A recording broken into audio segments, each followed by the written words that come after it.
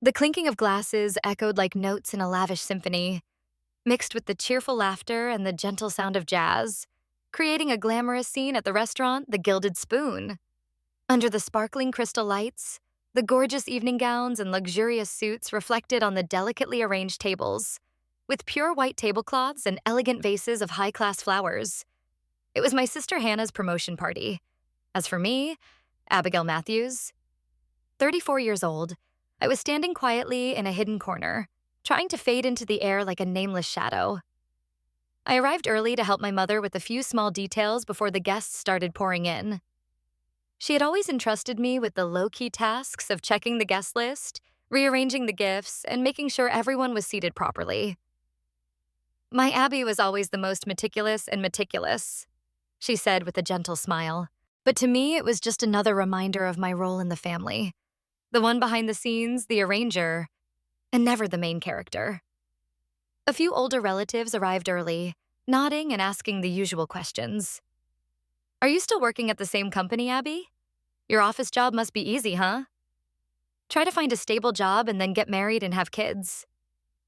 Those words, though well-intentioned, cut into my self-esteem like cold needles. No, I'm fine, I replied with a forced smile, avoiding the prying eyes. Little did they know, I was more than fine. I was the youngest district court judge in 4 decades, but keeping it a secret became instinctive, as if I were protecting a part of myself from the world. The grand doors of the restaurant swung open, and Hannah emerged hand in hand with her fiancé, Daniel Sterling. Immediately, all eyes turned towards them. Hannah was resplendent in a bright red evening gown, her smile more sparkling than the crystal chandeliers. The applause was thunderous, the cheers filled the air. She walked like a queen, each step proud and confident. When introducing Daniel to everyone, Hannah used the most beautiful words, not forgetting to emphasize his outstanding talent as a defense attorney and the times he had helped her in her work.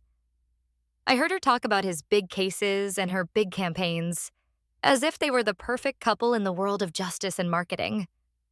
Daniel, a calm, elegant man with a sharp gaze and a professional demeanor, had appeared in my courtroom several times. He was a good lawyer, there was no denying that.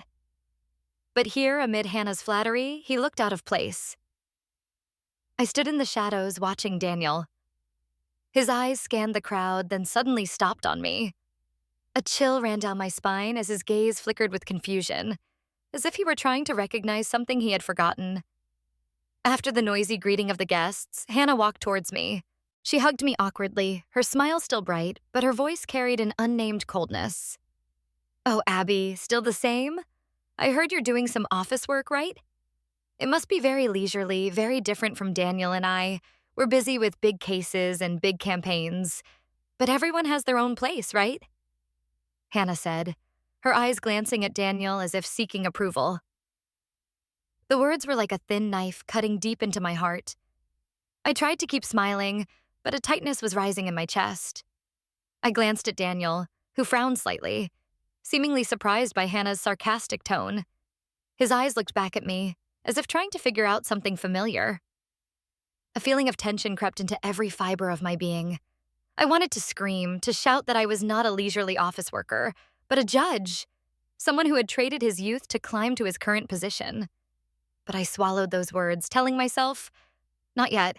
I just nodded slightly, then stepped back, blending into the crowd like a creature trying to escape.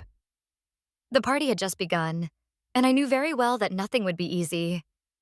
Amidst the bustling party and Hannah's careless words, my mind drifted back to the memory lane, to the small house in the suburbs of Seattle, where the first cracks in me silently formed.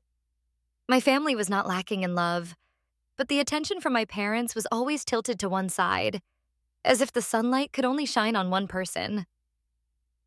I remember Hannah's birthdays vividly. She was 6 years older than me, and seemed destined to be the center of attention from birth. On her birthday, the house was filled with joy, laughter, piles of gifts, and well wishes from friends and relatives. Hannah was beautiful with her shiny hair, smiling eyes, and the ability to attract others like a magnet.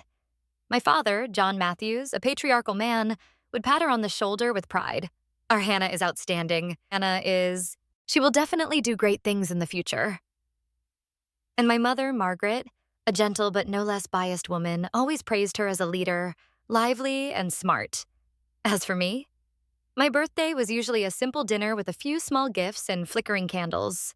I was a quiet, introverted child, more attached to books than to gatherings. I was not outstanding in appearance, nor was I as good at speaking as my sister. No matter how hard I tried, I could not win the proud gaze of my parents. I studied well, got perfect scores, won prizes in academic competitions, but all in return were only vague nods or indifferent compliments. Yes, well done. I vividly remember the day I won first place in the citywide speech contest, the culmination of months of practice and fighting my fear of public speaking. I brought home my certificate, eyes shining with anticipation for recognition. But that day, all the attention was on Hannah, who had just been selected as the school's cheerleader. My mother exclaimed with excitement, "Hannah is outstanding. She has leadership qualities." My father was equally enthusiastic. "She has charisma." My certificate was tossed aside like a worthless decoration, drowned out by the jubilation over my sister's achievement. Even Hannah's rare B in gym was cherished, compensated with a new dress or an expensive toy, while my A's were hardly mentioned. Those memories not only faded with time, but also became embedded deep like a scar, a slow but never-ending cut. I grew up with the feeling that I was never good enough, not worthy of the recognition that Hannah had.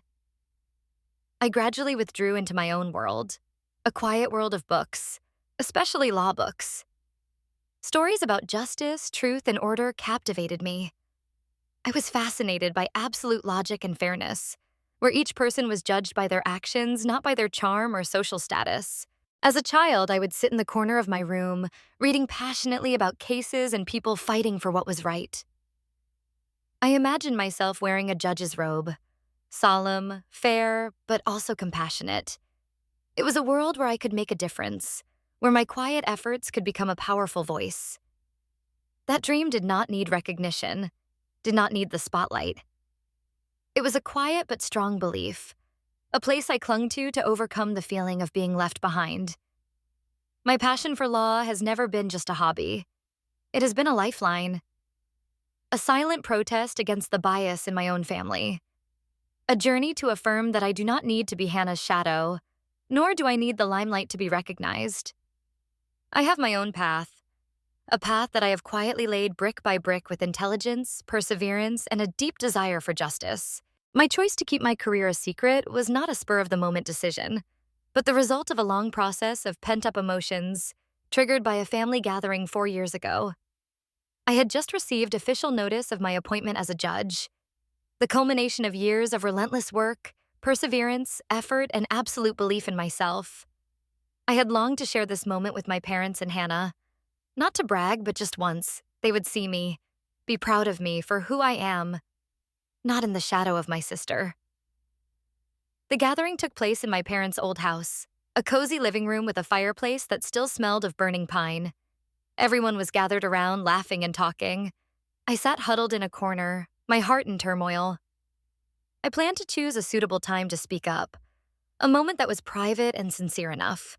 But then, as usual, everything was interrupted by Aunt Linda, who always held the position of information center in the family, with an amazing memory of the occupations, salaries, and status of each relative. "I heard you're working in court, Abby? What are you doing?"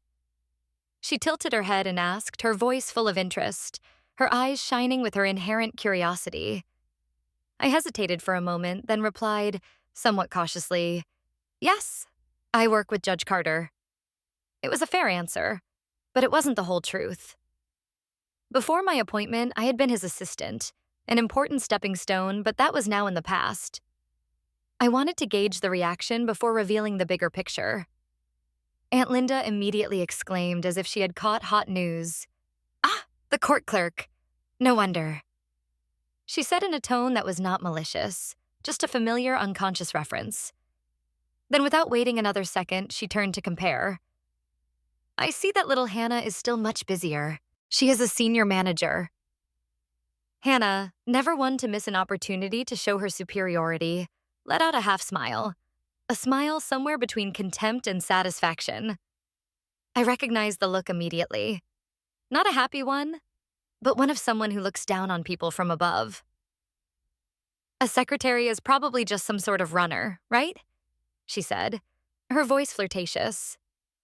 Our Abby is always like that, always wanting stable, bland, risk-free jobs. As for me, I have meetings every day, sign million-dollar contracts, and it's a headache. She raised her eyebrows, glanced at me disdainfully, then turned to her parents as if expecting them to nod in approval. It was like a bucket of cold water had been thrown in my face. All my excitement and hope had suddenly evaporated.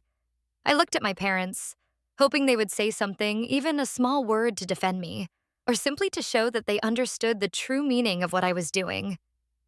But no. My father, John, was deep in conversation with my Uncle Peter about Hannah's recent achievements, his voice full of pride.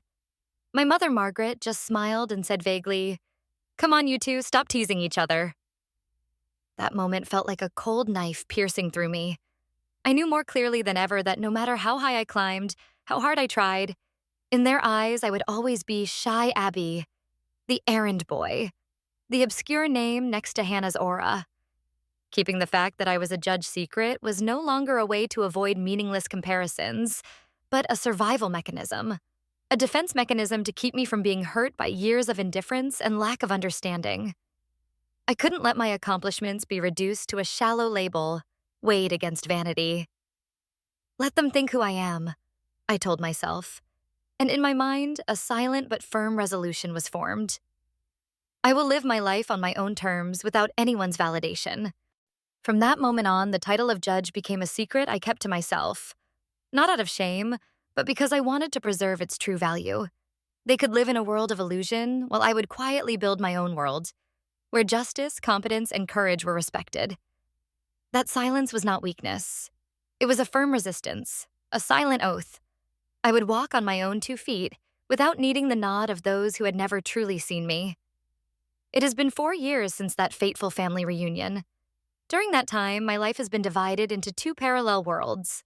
One is Abigail Matthews, the average office worker in the eyes of my family, and the other is Judge Abigail Matthews, a stern, fair-minded, and respected woman in the legal community. I often look back at the journey I have taken, a journey that was quiet but not without effort and achievement. The day I graduated from law school as valedictorian, there were no flowers or congratulatory cards from my family, but I did not need them. I worked at a prestigious law firm, quickly establishing myself as a sharp and principled defense attorney. The sleepless nights, the long days with piles of documents, I never complained. Because I did not seek the limelight, I sought truth, justice, and what was right.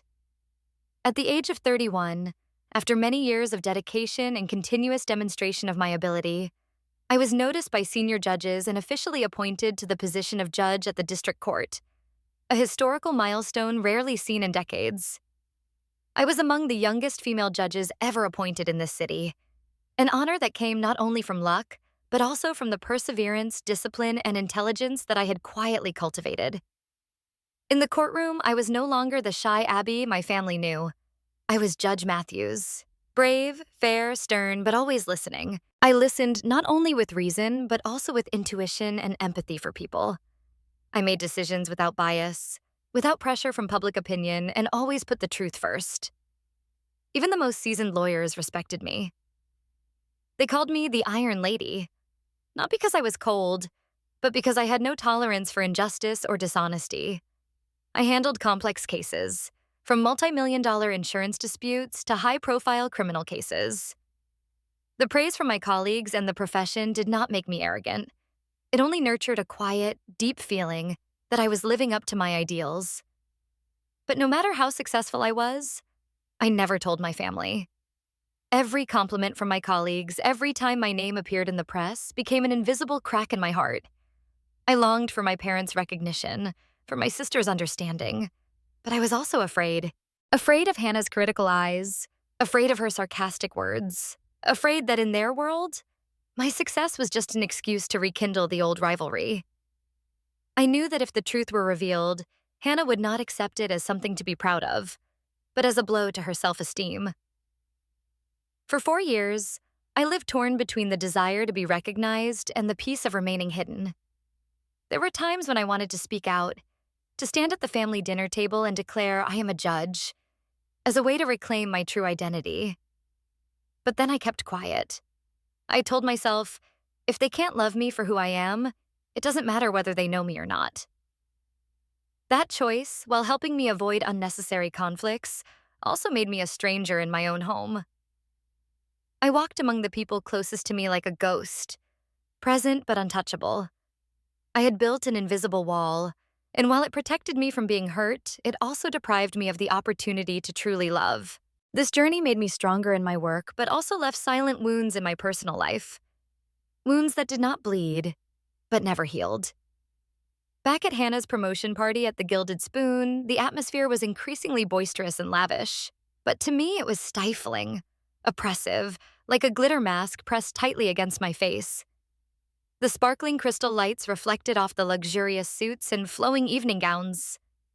The clinking of glasses echoed regularly, mixed with the scent of expensive perfume and fine food, filling the space with a glamour that I couldn't quite blend into.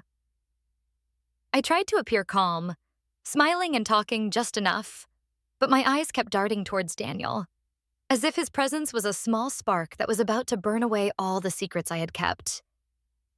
Even though I was the official guest, I still couldn't escape the role of errand boy in the eyes of my family. My mother gently but not without reminding me, remember to check the gift list, don't leave anything out. A few older relatives started talking, their tone familiar. Are you still working at the same old place? It's too easy. Try to settle down, then find a husband, have a few children to make the family happy. I could only smile and nod perfunctorily. They couldn't know that my job had never been easy for a day, and the stability they vaguely mentioned I had achieved at a height they couldn't imagine. The feeling of discomfort rose little by little, like small drops of water flowing into a full glass. But I still kept a gentle, polite face, the mask I was so used to wearing. When Hannah and Daniel appeared, the entire room seemed to gravitate toward them. Hannah, resplendent in her expensive dress, clasped Daniel's hand tightly, introduced him with undisguised pride. She kept talking about her groundbreaking projects, her extraordinary milestones, and kept glancing at me as if to prove it. See? I'm living a life you'll never experience. Daniel chuckled, nodding at the right times, but I didn't miss the flicker of confusion in his eyes, the kind that only someone with a secret can easily recognize in others. I stood silently in a corner, watching him. And then my worst fear began to take shape. Daniel, the famous defense attorney whom I had faced in several trials. We had not seen each other much, but he had certainly seen me. Judge Matthews. I saw his eyes sweep over the crowd, and when they lingered briefly on my face, a jolt of electricity shot down my spine. He squinted slightly as if trying to remember something. The moment was brief, but it was enough to send a storm through me. Would he recognize me? The question hung like a knife over my head. I had lived behind a veil of lies for 4 years, accepting contempt, accepting slights, just to keep the truth hidden. Now an outsider was approaching the key that could break it all.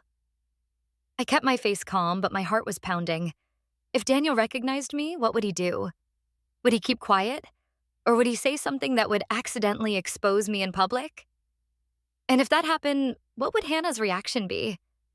What would my family think if they knew that the person they had always considered their failed brother was actually sitting on the judge's bench? The seconds ticked by like a time bomb. The air around me felt thick, like the room was pushing me to the edge. The party, with all its lights and laughter, had suddenly become a stage of lies I was forced to perform on. I didn't want to be here. Didn't want to witness Hannah's subtle power play. Didn't want anyone to see more clearly than I was willing to reveal. I just wanted the night to pass quickly, before my secret was exposed and everything I held dear came crashing down in an instant. The party continued. People began to gather around the luxurious buffet table. The sound of laughter echoed, mixed with the sound of knives and forks clanging, creating a chaotic, overwhelming symphony. I quietly sat at a small table at the edge of the room, hoping to disappear into the crowd like an invisible shadow. but fate never seemed to grant me the privilege of peace. Hannah, after finishing her brilliant performance of entertaining guests, walked towards me again, dragging Daniel with her. Abby, you're sitting alone again. Thinking about those numbers at the office? Hannah smiled, half seriously, half mockingly. I just nodded, swallowing my response, trying to avoid confrontation. But as always, Hannah didn't stop there. She started talking about Daniel, as if she were presenting a prized possession. Talent, acumen, million-dollar deals. She listed them all, her eyes sparkling with pride. The more I listened, the more uneasy I became. Because the cases she mentioned, I knew. Those details, that language, only people in the law know. It made my heart start beating faster. I was afraid Daniel would recognize, not my face, but my voice, my tone, the guarded silence in my eyes. My Daniel is awesome, you know? He's one of the top defense attorneys in Seattle, Hannah said, squeezing his hand as if claiming ownership. Then she turned to me, her eyes sparkling with sarcasm. Unlike some people who spend their entire lives doing odd jobs without ever achieving anything worthwhile. Oh, Abby, are you still working at the same place? That nothing job? It must be fine. Just typing away, right? She smiled, a smile as sweet as honey, but as sharp as a knife. In Hannah's eyes, I was nothing more than a quiet number on the sidelines of her brilliant life. I felt a wave of heat run down my spine. The words, seemingly gentle, were like needles stabbing into my already shattered self-esteem. My hands clenched under the table, my nails digging into my skin until they hurt. I tried to keep my face impassive, but inside, humiliation and anger boiled so much that they almost burst from my lips. I was used to being ignored, used to being the shadow behind Hannah's halo. But today, in front of Daniel, the man who had bowed to authority in my courtroom, all pretense became unbearable. Daniel looked at me, his gaze seemingly serious. He frowned slightly, glanced at Hannah, and then stopped on me. Something in his gaze shifted, as if a memory had been awakened. I recognized curiosity, even a little displeasure with the way Hannah was behaving. But worse, I saw him starting to piece together the details. A young female judge with a commanding voice and a piercing gaze, who had sat on the dais looking down at him during the trial. And then, he might recognize me. Not Office Abby, but Judge Abigail Matthews. I felt my breath catch. What would he say if he noticed? It might have been a simple question, a longer than usual look, but to me it was a needle piercing the mask I'd spent 4 years building. I wasn't afraid of Daniel. I was afraid of the truth. Afraid of Hannah's eyes when she realized the man she'd always put down was actually taller than she'd ever thought. Afraid of my mother. Afraid of the relatives sipping wine. When they realized the man they'd always told to stay put was actually sitting on the bench of the best lawyers in America. Every word Hannah said, every triumphant look she gave me, was like an arrow piercing deep into the painful memory, where I used to be the child compared to, the shadow of my sister. But today, I could no longer swallow it. I had no place to hide, no reason to stay silent. The anger inside me did not come from jealousy, but from years of being pushed into a corner, from self-esteem that had been trampled mercilessly. And if anyone could stop this, it would be me. The party, which was supposed to be a symbol of success and happiness, suddenly became the battlefield of a confrontation that had been suppressed for too long. I no longer wanted to avoid it. Whatever the consequences, this truth had to be told. Not for anyone else, but for myself. For the woman I had hidden under a mask for so many years. And I knew, once the store opened, there would be no turning back. Dinner was in full swing. Everyone was eating their main course, and the mood seemed to have calmed down a bit after Hannah's showboating. I tried to chew the dry steak, but it felt as if an invisible string was tightening around my throat. Every time I looked up, Daniel's gaze would suddenly meet mine. Curious. Searching. As if he were searching for the last piece of an unfinished puzzle. Suddenly, Hannah, tipsy and with an air of smugness that was uncanny, lifted her glass of red wine and tapped it like a stage manager. The clear sound spread out, causing everyone to stop talking and turn their eyes to her. My heart pounded so hard it felt like it was going to burst through my chest. A vague feeling told me that something was about to break out. "Come on, everyone," Hannah boomed, her voice laced with alcohol and pride. "Let's raise a glass to my sister, Abby. Our hard worker, always working her office job without complaint. I mean, office girl, right? Not a big deal, but at least it's a job." She looked at me quizzically, her smile curving into a razor-sharp curve, triumphant after all the years of keeping me in her shadow. And then, like a chain reaction, Daniel suddenly stood up. His eyes widened, his face stunned, staring at me without blinking. In that moment, I saw a flash of recognition, as if a layer of fog had lifted. He muttered softly, then suddenly spoke, his voice ringing like a bell in the crowded room, drowning out all the whispers. "Wait, I recognize you. You are Judge Matthews." The entire restaurant fell silent. The clatter of knives and forks stopped, and all eyes, from relatives to strangers, turned to me. My parents, John and Margaret, stood frozen, their faces drained of color. As for Hannah, the arrogant smile on her lips went out like a candle snuffed in the wind. Her face was white, her mouth open, her eyes wide with shock. And then, in that tense silence, all the pent-up resentment began to spill out. 4 years of hiding, 4 years of living in contempt, 4 years of struggling to keep a secret. It was finally over. I slowly stood up, my cold eyes looking straight at Hannah. My voice was loud, each word like a knife cutting through the mask. "Yes, I am Judge Abigail Matthews, Judge of the Seattle District Court. I have worked tirelessly to get this position, not to please anyone, but to do justice and protect what is right." Those words were like an explosion in the center of the battlefield. Hannah trembled. Her face changed color, then screamed in panic. "What are you saying? Are you trying to humiliate me in front of everyone? Who are you to call yourself a judge? You are nothing more than the shadow that has been following me since I was little." Her voice was shrill, harsh, full of anger and out of control. John and Margaret stood there, their eyes wide with bewilderment, as if they were looking at a stranger. They didn't know how to react to the revelation. The room was filled with a thick silence, as if each word was an invisible knife slicing through all the pretense. I could hear whispers creeping in. Whispers, familiar names like Judge Matthews coming from strangers' mouths.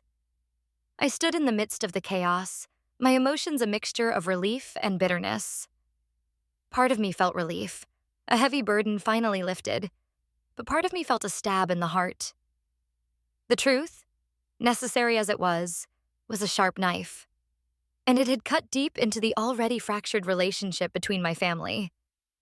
Hannah may have put on a perfect show, but now the curtain had been lifted, and in the harsh light, there was only one truth. I was no longer the silent one. The entire restaurant fell into a cold silence.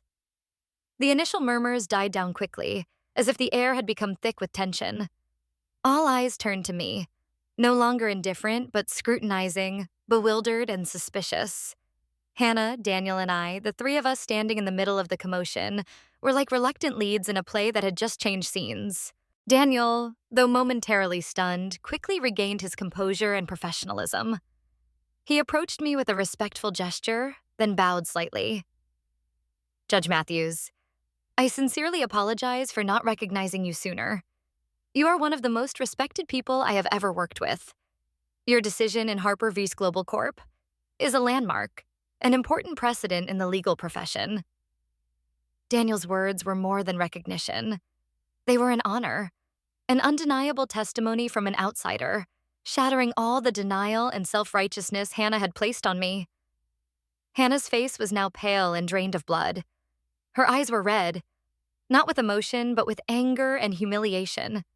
She couldn't bear the fact that the insignificant sister she had always despised could be respected, honored, right in front of Daniel. In a moment of explosion, Hannah threw her chair back, making a sharp sound like she was scraping the air, then burst into tears and stormed out of the restaurant. The scent of her perfume lingered like a shadow after her sobbing and running away and the stunned looks of everyone. I turned to look at my parents. John and Margaret were still standing there, as still as statues. They looked at me as if I were a stranger, someone they had forgotten or never really recognized. My chest was filled with pent-up emotions that suddenly surged like a broken dam. I opened my mouth, my voice trembling, but each word was firm, silently cutting into the space between us. "I've always tried to prove myself, Mom and Dad," I said, my eyes stinging. "I've worked hard to get where I am today. But it never seemed like it was enough. I had to hide my work, not because I was ashamed, but because I was afraid of comparison, afraid of ridicule, afraid that no matter how hard I tried, in your eyes, I would always be Hannah's shadow." And every word I spoke was like a sharp knife, piercing deep into my parents' unconscious shell. A shell woven of hidden biases and distorted expectations. Their faces paled, filled with confusion and regret. They seemed to have just woken up from a long dream, realizing that the daughter they had forgotten had been silently carrying so much pain in her heart. "Abby, what are you saying, honey?" my mother said, her voice trembling. Tears rolled down her cheeks, each one heavy as a belated apology. My father stood motionless, head bowed, hands clenched as if to keep himself from collapsing. The guests began to murmur, and then one by one they stood up and left. Hannah's birthday party, with its silks, candles, red wine, and fake smiles, had disintegrated into chaos.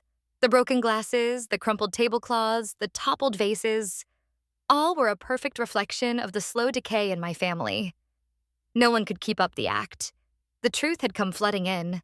I walked out of the Gilded Spoon, leaving behind my parents' unclosed eyes, Hannah's lingering sobs, and a series of unspoken questions from the onlookers. The night wind blew gently, cold but clear. I felt something liberated, as if a huge stone had finally been lifted from my shoulders. But at the same time, a coldness crept into my heart. Because the truth, even if it had to be told, came at a high price. And today, that price was the irreversible fracture of my family. 2 days after the restaurant party, my apartment was once again enveloped in the familiar silence. A silence that was no longer just peaceful, but now carried the echoes of unnamed emotions. Natural light streamed through the large windows, coating the walls in a soft yellow, making the space seem a little warmer. I sat on the old sofa, the law book open in my hands, but each line passed by meaninglessly. My mind was still stuck on that chaotic night, where all the false shells were stripped away in a few moments. The doorbell rang unexpectedly, pulling me back to the present.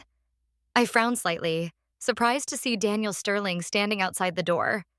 He was as elegant as ever, but there was something in his eyes that stopped me. Hesitation, a little bit of anxiety.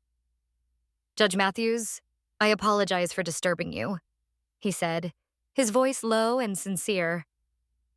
"I know this is not a convenient time, but I need to speak with you privately." I hesitated for a moment, then nodded and opened the door. Daniel walked in, his eyes scanning the room, stopping at the bookcase filled with legal documents and thick files.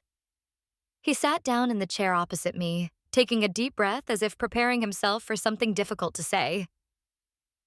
"I have a confession to make," he began, his voice faltering.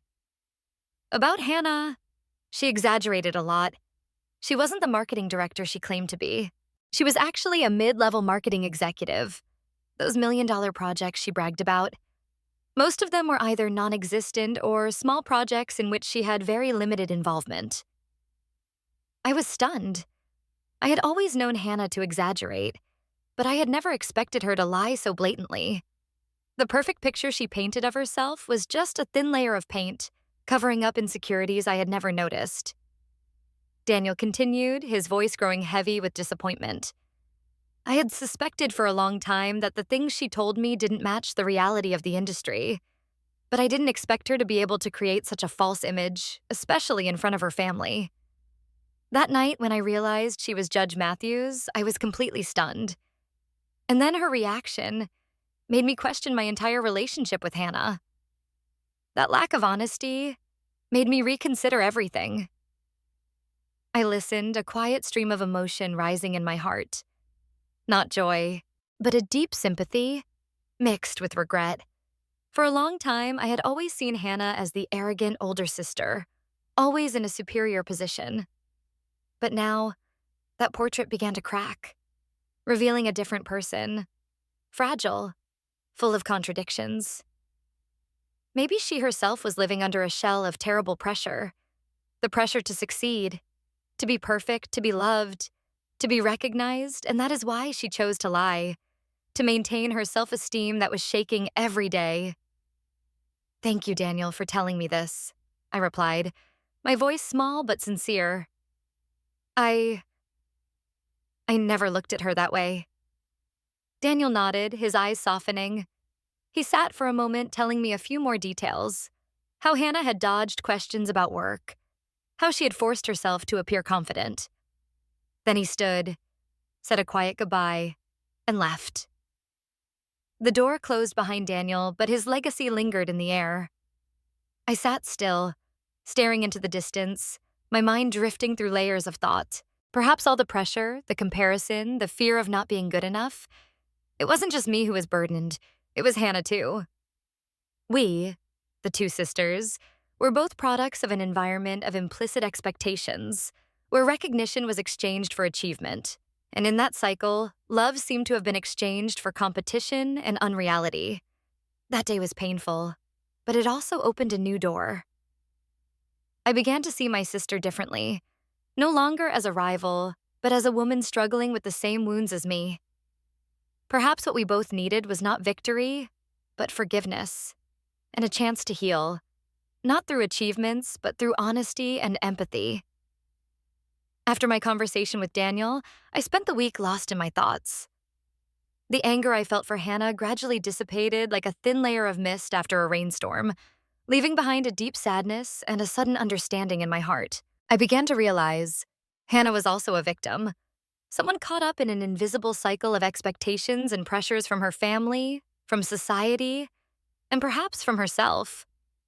I knew it was time to confront her, not to argue or condemn, but to begin a journey of healing.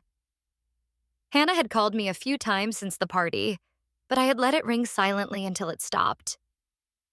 The first messages were angry, accusing me of intentionally embarrassing her. But over time, the tone softened, with a desperation that was hard to hide. Finally, there was a short, weak apology, as if written in tears. I knew she was struggling with a loneliness she had tried so hard to hide for so long. One sunny afternoon, the doorbell rang again. I stood up, feeling a weight on my chest. I knew who it was. Taking a deep breath, I opened the door. There stood Hannah, and for a moment I almost didn't recognize her. No more pride, no more perfect makeup, no more designer dresses. Just a woman with red eyes, a tired face, plain clothes, and a look of collapse. "Sister, can I come in?" Her voice was so small it was almost a breeze. I nodded, stepping aside to make way. Hannah entered, her steps slow as if she were carrying the weight of her past. She sat down on the sofa opposite, silent for a long moment. The air between us was thick, but this time it was not hostile tension, but something fragile. Fragile. Hannah hung her head, her hands clasped together. Then, after a moment, she looked up, her eyes puffy but shining with newly found courage. "I know. I was wrong," she began, her voice choking. "I'm sorry, Abby. I'm sorry for everything. I was always jealous of you." I was stunned. Jealousy? I had always thought I was the one who was jealous, the younger sister living in her older sister's shining shadow. "I always thought you were smarter, more thoughtful, but I was never seen for it," Hannah continued, tears starting to fall. "My parents always said I was pretty, energetic, but they never really saw the effort. To be loved, I thought I had to always shine. To be successful, to be, perfect. And to do that, I created a false version of myself. I hid who I really was, and I hurt people. Especially you." I was silent, letting those words sink in like water soaking into the ground. For the first time, I saw the sister I once admired, once hated, now naked and vulnerable like me. "I'm sorry too, Hannah. I said softly, my voice cracking with emotion. I kept things from you. I was afraid you would laugh at me, afraid I wasn't good enough for you. I lived with the feeling that I was just a shadow, and it hurt, that my achievements were never recognized by my family. There we sat, two women bearing wounds that seemed different but turned out to be very similar. Years of misunderstanding, competition, and silence had torn the bond that bound us together as sisters. But right now, I felt like it was slowly being mended with each honest word.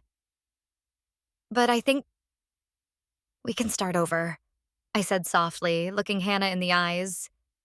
Build a new relationship. No more lies, no more competition. Just truth, respect, and love. What do you think? Hannah was silent for a few seconds, then nodded. Her eyes were still wet with tears, but there was a light in them. Small, but genuine. I want it too, Abby. I really do. In that moment, in the small space of my apartment, I felt something strange. As if a door had been opened. A door that led to forgiveness, to the opportunity to heal wounds that seemed irreparable. A new beginning. Not easy, but necessary. A few days after my emotional conversation with Hannah, I received an invitation to dinner at my parents' house. I knew in my heart this was not just a family meal, it was a necessary confrontation, an inevitable step to begin to heal the rift that had been simmering for years. I braced myself for a heavy evening, where silence and polite nods would no longer be options. It was time to confront it. No hiding, no covering up. When I arrived, Hannah was there. The familiar atmosphere of the house had suddenly become unfamiliar, as if every object, every corner of the house was trying to remain silent. My father, John, and my mother, Margaret, looked at us with worried, regretful eyes. They tried to smile, to keep the evening normal, but the tension in the room was undeniable. The meal began in silence. The only sounds were knives and forks hitting plates, and the soft sounds of chewing echoing in a cathedral of unspoken words. It was me who broke the silence.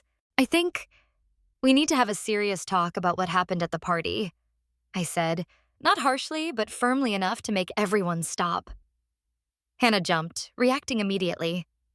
What are you doing, Abby? You've embarrassed me enough.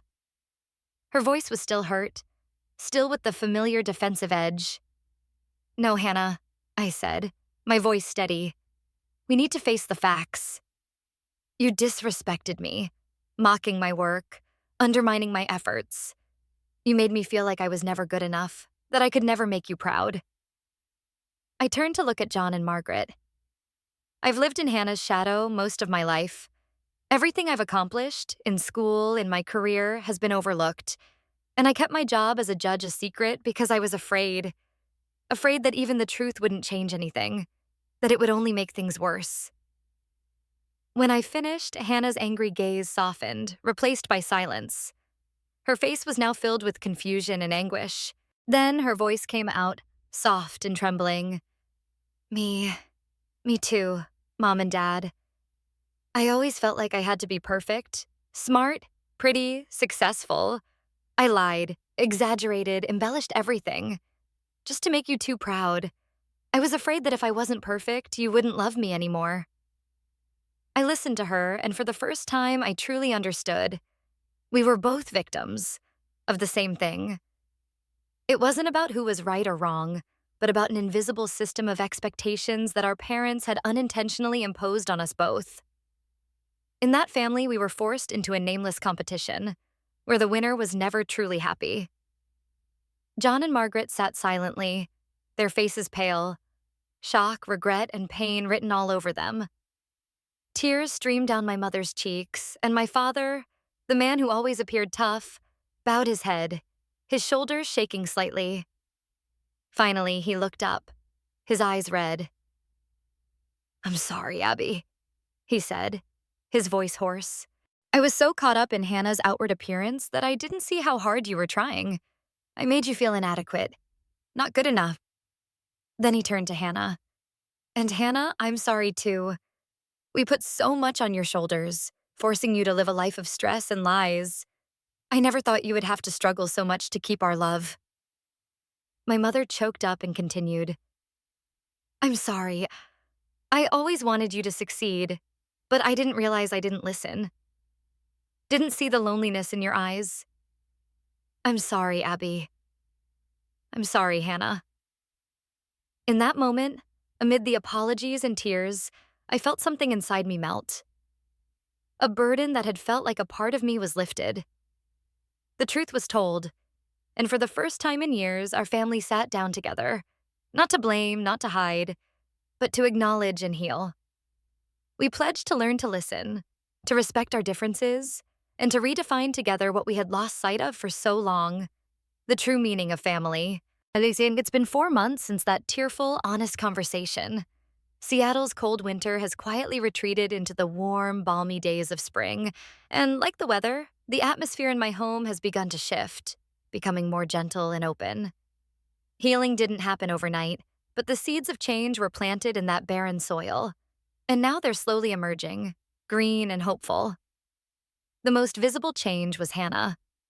After admitting the truth to Daniel, and more importantly, to herself, she began to confront the deep insecurities that had been buried beneath her veneer of confidence and glamour. No longer living in hype, Hannah enrolled in an intensive course on practical management and leadership skills. She began to learn seriously, slowly, and honestly. She was no longer the image of someone who was always trying to prove herself, but a woman who was learning to truly grow from within.